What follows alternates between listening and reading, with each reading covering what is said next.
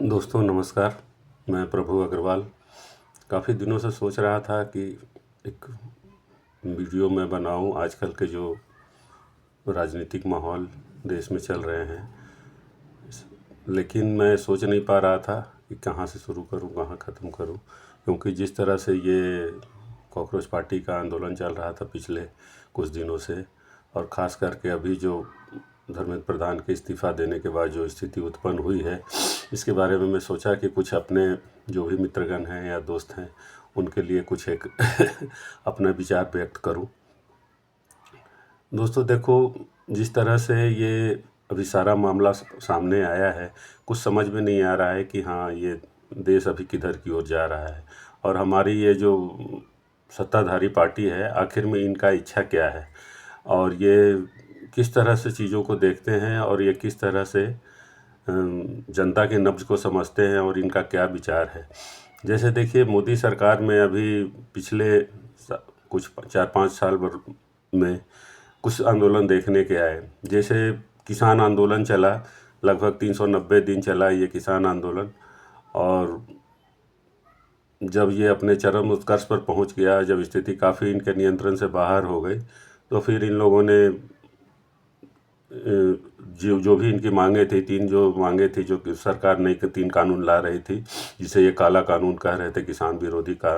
कानून कह रहे थे, सरकार ने अंततोगत्वा उस तीनों अपने जो प्रस्तावित जो इनके विधेयक थे उसको इन्होंने वापस ले लिया, और फिर बाद में किसी तरह से समझा बुझा कर इन्होंने आंदोलन को शांत करवाया। अब उसमें इन्हें क्या राजनीतिक, क्या पॉलिटिकल माइलेज प्राप्त हुई सत्ताधारी पार्टी को, ये कहना मुश्किल है। उसी तरह से उसके पहले शाहीन बाग आंदोलन चला जो सीएए के खिलाफ था, और उसमें भी करीब 90 दिन चला। वो भीषण ठंड पड़ रही थी उस समय देश में, उसके बावजूद भी सब जो भी जनता थी वो बैठी हुई थी शाहीन बाग में, तो उसको भी फिर देश विरोधी और फिर क्या क्या तत्व उसमें शामिल हो गए। फिर सरकार ने उसको भी ये आश्वासन दिया कि अभी उसको लागू करने नहीं जा रही है, और फिर उसको वापस ले लिया। इसी तरह से ये अब धर्मेंद्र प्रधान की जहाँ तक बात है, ये मैंने अपने पिछले वीडियो जो बनाया था उसमें जहाँ तक धर्मेंद्र प्रधान के इस्तीफ़ा की बात है, तो मैंने कहा था कि इस्तीफ़ा तो बहुत दूर की बात है, अगर इनमें थोड़ी सी भी लाज शर्म या लज्जा अगर होती तो ये डूब मरते कहीं जाके। जिस तरह से जैसे ही ये बात प्रकाश में आई कि ये नीट पेपर जो लीक आउट हुए थे, इसके बाद कुछ छात्रों ने आत्महत्या कर ली थी। तो ठीक है, ये तो सब लोग जानते हैं कि इसमें कोई शिक्षा मंत्री हो या प्रधानमंत्री हो, कहीं किसी का कोई हाथ नहीं होता है पेपर लीक आउट करने में। लेकिन जब इन्होंने देखा कि छात्र जब आत्महत्या कर रहे हैं, देश में बहुत गुबार फूट रहा है, चारों तरफ इसका विरोध हो रहा है, तो इनको चुपचाप, एक सिंबॉलिक होता है, ये इनको रिजाइन कर देना चाहिए था। हालांकि रिजाइन इन्होंने किया नहीं, और फिर बाद में पता नहीं किसी के दबाव में आके या खुद इनकी अंतरात्मा जागी, ये इस्तीफ़ा दिए, और बाद में इस्तीफ़ा देने के बाद मामला लगा कि अब शांत हो जाएगा। लेकिन खैर, जिस तरह से विपक्षी पार्टियां अभी हंगामा कर रही है, वो मामला शांत नहीं हुआ। इनको लग रहा था कि अगर मैं धर्मेंद्र प्रधान से इस्तीफ़ा मांग लेता हूं तो शायद ये विपक्षी पार्टियां या देश की जनता समझेगी कि वो सरकार जो है कमज़ोर हो गई है, या इनको अपनी नैतिक हार समझ में आती कि हम ये मान लिए हैं। सरकार ने ये सोचा कि हम ये मान लिए हैं कि नहीं, जो भी अगर पेपर लीक हुआ है, जो भी हुआ है, इसमें हमारे मंत्री की गलती है। वैसे मोदी जी को शायद समझ अभी तक आया है या नहीं आया है, देश की जनता सब जानती है कि कोई भी चीज़ हो या कुछ भी हो, इसमें किसी मंत्रीगण या मुख्यमंत्रीगण का कोई हाथ नहीं होता। क्योंकि जानते हैं एक्चुअली में ये मंत्रीगण या जो कुछ भी होते हैं, सब एक तरह से रबर स्टाम्प ही ज़्यादातर होते हैं। एक्चुअली में ये कुछ करते तो नहीं है। सारा जो भी काम होता है, ये सब उनके नीचे के बड़े बड़े आईएएस अफसर होते हैं या सेक्रेटरीज लेवल के लोग होते हैं, ये सब कार्यान्वयन में वही लाते हैं। और इस चीज़ को सिद्ध किया भारत में, जब राबड़ी देवी ने 7 साल भारत पे, ये अपने बिहार पे राज किया, तो जनता को समझ में आ गया कि अगर सही मानों में कोई भी मुख्यमंत्री या मंत्री अगर कुछ करता होता, तो राबड़ी देवी 7 साल कैसे मुख्यमंत्री रह सकती थी। और जैसे अभी जैसे इनकी जो बहुत ही एक महत्वपूर्ण नेता थी, जो पहले कार्यकाल में मोदी जी ने स्मृति ईरानी को मानव संसाधन मंत्रालय दे दिया था। मानव संसाधन मंत्रालय इंदिरा गांधी ने निर्माण किया था, जिसमें कि शायद 3 मंत्रालय को भी लेकर के शिक्षा मंत्रालय था, और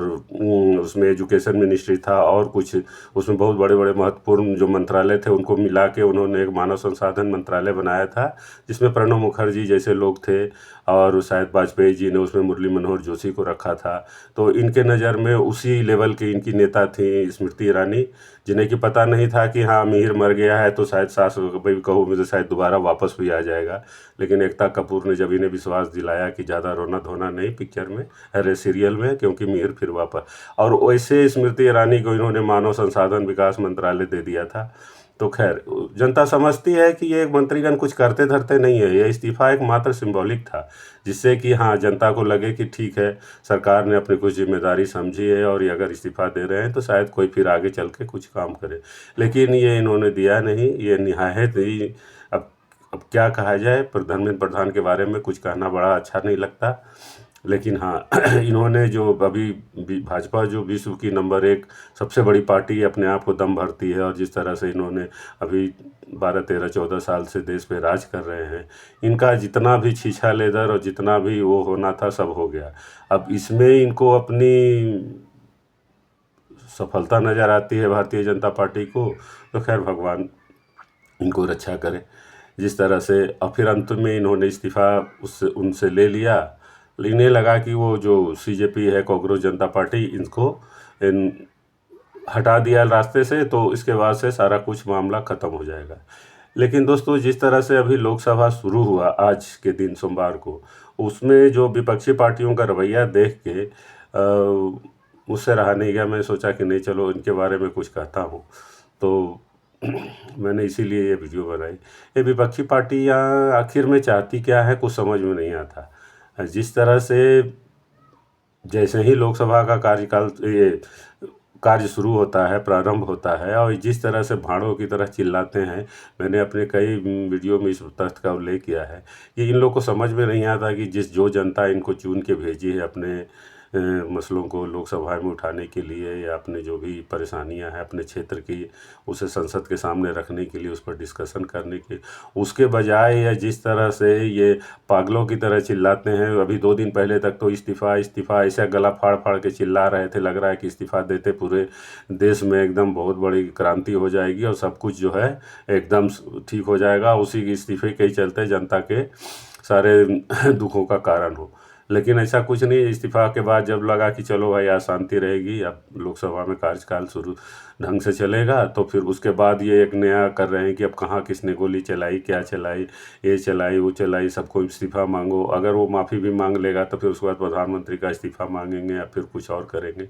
दोस्तों, ये जब से ये नई लोकसभा बनी है इस बार की, और ये 99 सीट जीतने के बाद जिस तरह से ये कांग्रेस के नेतृत्व में जो पूरे विपक्ष का रवैया रहा है, इतना शर्मनाक और इतना ही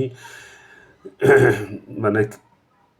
खेदजनक और इतना दुख होता है देख के कि जनता क्या समझेगी समझ में नहीं आ रहा है। कोई अगर 500 पागल को भी एक जगह इकट्ठा कर दिया जाए तो इस तरह का दृश्य देखने में नहीं आएगा जिस तरह के लोकसभा शुरू होते ही देखने में आता है। लगता है जनता को कि अपना माथा पीट ले, सर पीट ले, या पता नहीं कौन से लोग हैं, समझ में नहीं आता। ये पप्पू एंड पार्टी इतना चिल्ला के गला फाड़ फाड़ के जो चिल्लाता है, समझ में नहीं आता आखिर में चाहता क्या है,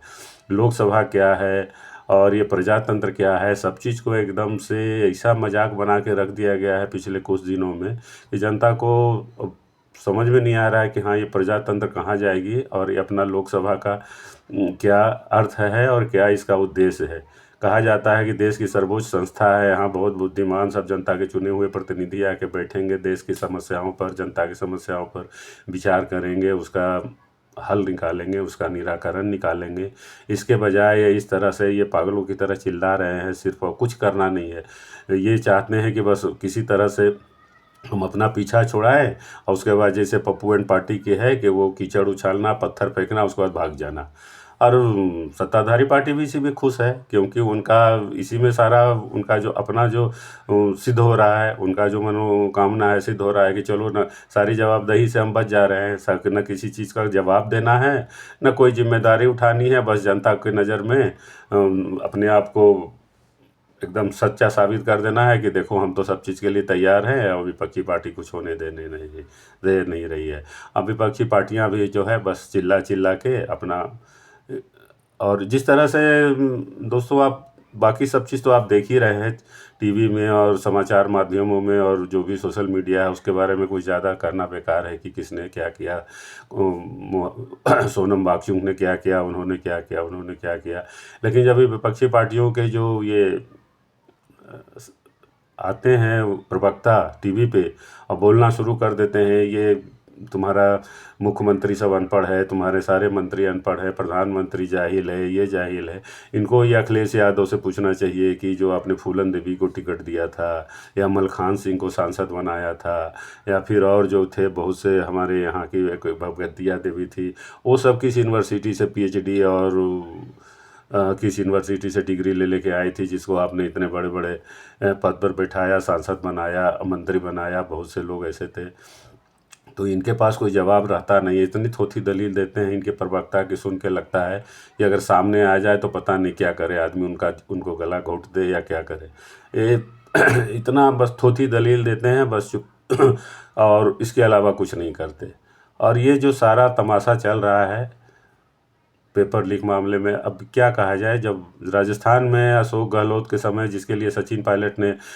पदयात्रा निकाली थी अपने ही सरकार के खिलाफ, और सचिन पायलट को अशोक गहलोत ने क्या नहीं कहा था, उनको गद्दार तक कहा, उनको बोला पार्टी से इसको निकाल देना चाहिए। और जब हमारी जो ये प्रियंका गांधी है अभी, जो इस सबको मॉडर्न टेरेसा जो हैं, ये सब जो है, इन्होंने जाके कहा था, प्रियंका गांधी ने, जो हाय हाय बच्चों के लिए चिल्ला रही हैं कि अरे पेपर लीक तो बहुत साधारण सी बात है, ये तो होते रहते हैं, पूरे देश में पेपर लीक होता है। जब भी प्रियंका का यह वीडियो चलाया गया तो कांग्रेसियों को इसके लिए कोई जवाब नहीं सोच रहा था कि पेपर लीक तो होता रहता है, इसमें कौन सी बड़ी बात है, तो पूरे देश में होते रहती है, इसके लिए कोई मुख्यमंत्री क्यों इस्तीफा दे। अब देखो, अब वही प्रियंका आज इस तरह से छाती पीट रही है, लग रहा है कि जैसे कितना बड़ा। अब ये छात्र आंदोलन का बात है, और जहाँ तक है कि पुलिस ने लाठी चलाई नहीं चलाई, ये तो सही मानों में हमारे मोदी जी की या कहिए सरकार की बहुत खुशनसीबी थी कि मामला बिगड़ने नहीं पाया। नहीं तो जिस तरह से छात्र आक्रामक हो रहे थे, और जिस तरह से उन्होंने पुलिस को वहाँ सड़कों पर गिराकर उसके ऊपर पत्थरबाजी की, एक महिला कांस्टेबल के सर पे चोट लगी, उनसे खून की धारा बह रही थी, ये सब जिस तरह से हो रहा था हो सकता है कोई असामाजिक तत्व भीड़ में घुस गया और एक गोली चला देता। कोई भी आतंकवादी हो, जैसे खालिस्तानी हो या कोई भी आतंकवादी, मुस्लिम आतंकवादी हो, अगर एक दो गोली चला देता आपस में भीड़ चलाने के लिए, अगर खुदा न खास्ते किसी एक बच्चे की भी मृत्यु हो जाती, तो उसके बाद क्या स्थिति होती, ये इसकी कल्पना करके भी आदमी को रूह कांप जाता है। ये लोग चाहते हैं कि अब जिस तरह चीन में कुछ बहुत साल पहले सियानमन चौक पे